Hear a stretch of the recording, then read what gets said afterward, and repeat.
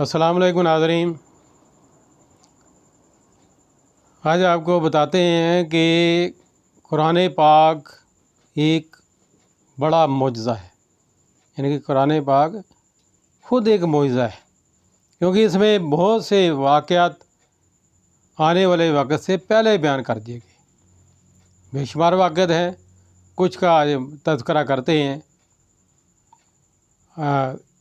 ये पहले एक नबी करीम सल्लल्लाहु अलैहि वसल्लम का ख्वाब सुनिए, पारा 26 में जिसका ज़िक्र है सूरह फतह में। बेशक अल्लाह ने सच कर दिया अपने रसूल का सच्चा ख्वाब। बेशक तुम ज़रूर मस्जिद हराम में दाखिल होगे अगर अल्लाह चाहे अमन व अमान से।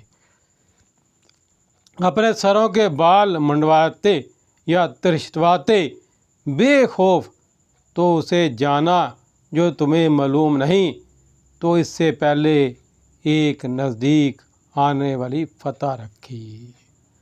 हज़ूर अकरम सल्लल्लाहु अलैहि वसल्लम ने ख्वाब में देखा कि अपने असहाब के हमरा मक्का तशरीफ़ ले गए, वहाँ इत्मीनान और सुकून के साथ उम्रा किया।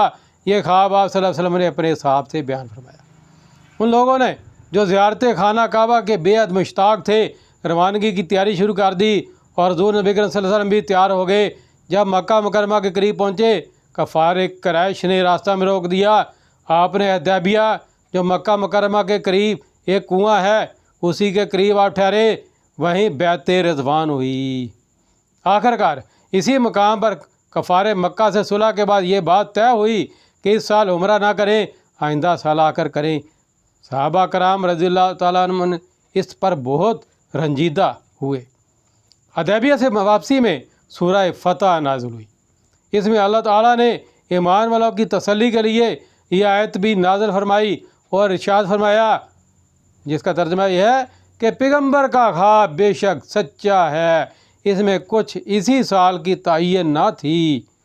साल आइंदा बेशक तुम मक्का में ज़रूर दाखिल होगे और उम्रे की खातर सब अरकान बजा लाओगे। चनाचे ऐसा ही वाक़या हुआ, यानी आइंदा साल रसूल सल्लल्लाहु अलैहि वसल्लम मां साहब मक्का मुकरमा तशरीफ़ लाए और उम्रा अदा किया। फ़तह करीब से वही फ़तह खैबर मुराद है। इरशाद हुआ कि मक्का मुकरमा में दाखिल होने से पहले खैबर फ़तह हो जाएगा। तो ऐसा ही हुआ। सुनिए पारा 26 सूरह फतह 10वां रुकू तर्जमा। और एक और जो तुम्हारे बल की ना थी वो अल्लाह के कब्ज़े में है और अल्लाह हर चीज़ पर कादर है। खैबर की गनीमतों के अलावा और ऐसी गनीमतें मिलेंगी कि मुसलमानों के अहाता कुदरत से बाहर है। महज ताईद इलाही से वो गनीमतें मुसलमानों को मिलेंगी। वाक़या इसी करानी पेशीन गोई के मुताबिक पेश आया और मुसलमानों को बेशुमार माल गनीमत मिला, ईरान और रोम के सालातीन के माल गनीमत की तरह, जबकि ज़ाहरी माल ईमान वालों का शहाने फ़ारस व रोम के मुकाबला में कोई हैसियत ना रखता था। यानी कि ज़ाहरी माल उनके बराबर था, लेकिन हकीकत में वो उनके साथ जो बातनी हाल है उनके साथ उनका मुकाबला कोई नहीं कर सकता। क्योंकि मोमन की शान सुनिए क्या है कि पारा 6 सूरह माइदा सुनिए फरमाने खुदाबंदी, ऐ मान वालो तुम्हें जो कोई अपने दीन से फिरेगा तो अनकरीब अल्लाह ऐसे लोग लाएगा कि अल्लाह के प्यारे और अल्लाह उनका प्यारा, मुसलमानों पर नरम और काफिरों पर सख्त, अल्लाह की राह में लड़ेंगे और किसी मलामत करने वालों की मलामत का देशा ना करेंगे। अल्लाह का फजल है जिसे चाहे दे और अल्लाह वसत वाला इल्म वाला है। यानी कि शान है मोमिनों की। इस आयत करीमा में मुसलमानों को तसल्ली दी जा रही है और इस अमर की खबर दी जा रही है कि अगर कुछ लोग मुर्तद हो जाएंगे तो उनके सबब से तुम्हारे दीन में कुछ खलल वाक़या ना होगा। अल्लाह ताला उनके शर को रसूलुल्लाह सल्लल्लाहु अलैहि वसल्लम के सहाबा जिनकी शान ये है कि दोस्त रखता है उनको अल्लाह और वह अल्लाह को दोस्त रखते हैं, मुसलमानों के साथ तवाज़ुन से पेश आते हैं, काफिरों को दबाते हैं, अल्लाह की राह में जहाद करते हैं, मलामत करने वालों की मलामत से नहीं डरते। यानी कि उनके हाथों में دفع فرما دے گا۔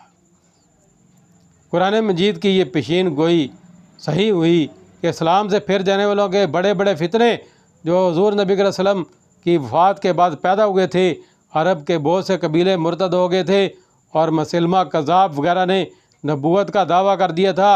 حضرت ابوبکر صدیق، حضرت عمر فاروق اور خالد بن ولید اور دیگر صحابہ کرام کی کوششوں سے وہ مٹ گئے۔ ناظرین، ایک اور آیت سنیے، ترجمہ اس کا پارہ 21 سورہ روم 4 رکوع۔ قرآن کیا فرماتا ہے؟ رومی مغلوب ہوئے پاس کی زمین میں، اور اپنی مغلوبی کے بعد ان قریب غالب ہوں گے چند برس میں۔ اس آیت مبارکہ میں فارس کے مجوسی بادشاہ اور روم کے عیسائی بادشاہ کی باہمی جنگ و جدل کا بیان ہے، یعنی کہ آپس کی جنگ کا بیان ہے۔ اس جنگ میں رومی لوگ بالکل شکست کھا گئے تھے، ان کے ملک کا زیادہ تر حصہ بادشاہ فارس کے قبضہ میں آ گیا۔ اس بات کو سن کر کفار مکہ بہت خوش ہوئے اور یہ کہنا شروع کیا کہ رومی اہل کتاب ہیں اور فارسی آگ پرست، جس طرح فارسی رومیوں پر غالب ہوئے ہیں اسی طرح ہم بھی جب اہل اسلام سے جنگ میں مقابل ہوں گے تو غالب آ جائیں گے۔ مسلمانوں کو اس سے رنج پیدا ہوا تو اللہ تعالیٰ نے مسلمانوں کو تسلی دی، اور اس کے بعد سے یہ آیت کریمہ نازل فرمائی اور ارشاد فرمایا کہ چند سال، یعنی کہ تقریباً جو 9 برس بعد پوری، فرمایا کہ چند برس کے اندر پھر رومی ایرانیوں پر غالب آ جائیں گے۔ کلام الہی کی یہ غیبی خبر پوری ہوئی، اور جس روز اہل السلام غزوہ بدر میں کفار قریش کے مقابلے میں فتح یاب ہوئے، اسی دن رومیوں نے ایرانیوں پر فتح پائی۔ اللہ تعالیٰ نے اور جبرائیل علیہ السلام کے ذریعے اپنے رسول صلی اللہ علیہ وسلم کو خبر دی، اور سنیے کیا فرمایا، پارہ 1 سورہ بقرہ 10واں رکوع۔ فرمایا کہ تم فرماؤ اگر پچھلا گھر اللہ کے نزدیک خالص تمہارے لیے ہو نہ اوروں کے لیے تو بھلا موت کی آرزو تو کرو اگر سچے ہو، یعنی کہ تم اگر سچے ہو تو موت کی عرضی کرو، اور اگر ہرگز نہیں تم کبھی اس کی آرزو کرو گے ان بدعمالیوں کے سبب جو آگے کر چکے، اور اللہ خوب جانتا ہے ظالموں کو۔ اللہ تعالیٰ نے اس آیت کریمہ میں خبر دی کہ یہودی موت کی تمنا نہ کریں گے، یعنی اس میں ان کو چیلنج کیا گیا کہ وہ ایسا نہیں کر سکتے۔ چنانچہ واقعہ ایسا ہوا کہ یہ آیت حضور اکرم صلی اللہ علیہ وسلم نے یہودیوں کے سامنے پڑھی، اور موت کی تمنا مخالف کے الزام کے بعد سے ایک سہل آسان امر تھا، یعنی کہ وہ موت کی تمنا کر لیتے۔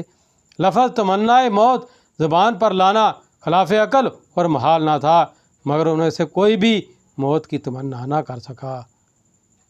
ناظرین، یہ ایک لمبا سلسلہ ہے جس میں سے میں نے کچھ بیان کیا ہے کہ قرآن مجید کی پیشین گوئی، یہ قرآن مجید پیشین گوئیوں سے بھرا پڑا ہے۔ اللہ تعالیٰ ہمیں نبی کریم صلی اللہ علیہ وسلم کی سچی محبت نصیب فرمائے، اور جن پر یہ قرآن پاک نازل ہوا نبی کریم صلی اللہ علیہ وسلم پر، ان سے جو ہے دلی عشق کرنے کی توفیق عطا فرمائے۔ آمین بجاہ نبی الامین صلی اللہ علیہ وسلم۔